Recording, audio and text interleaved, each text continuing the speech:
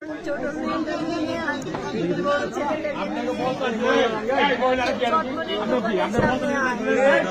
ট্রেনে হয়ে গিয়েছি, অর্ধেক রাস্তায় বলাবলি করতেছিল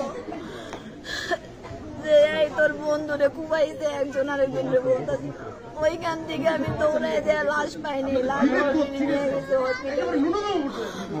ওইখান থেকে হসপিটাল থেকে রাখে নাই, অন্য হসপিটাল ডাক্তার করছে, ওনারা দেখেও নাই উনি কি বাইচে আছে না মরে গেছে।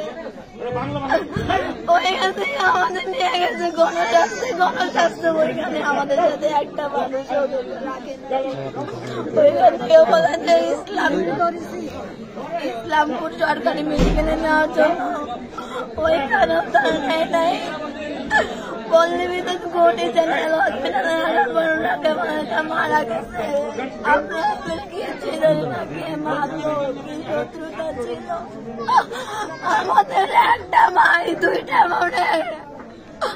আমার বাবা মা কি করবে এখন আমি কিচ্ছু। আমার বাবা 3-3 স্ট্রোক করছে। আমাদের মাথার চাঁদ আমার ভাই ছিল। আমি আর কিচ্ছু চাই না, এটা দৃষ্টান্ত। আমি চাই আমার ভাই, আমার ভাই আমার জানা মতে কোনো অনৈতিক কাজের সাথে জড়িত ছিল না।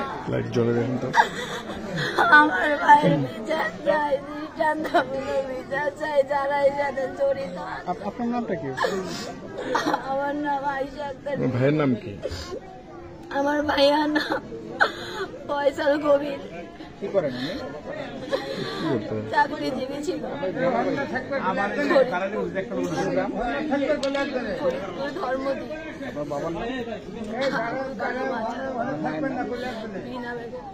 কোথায় থাকেন?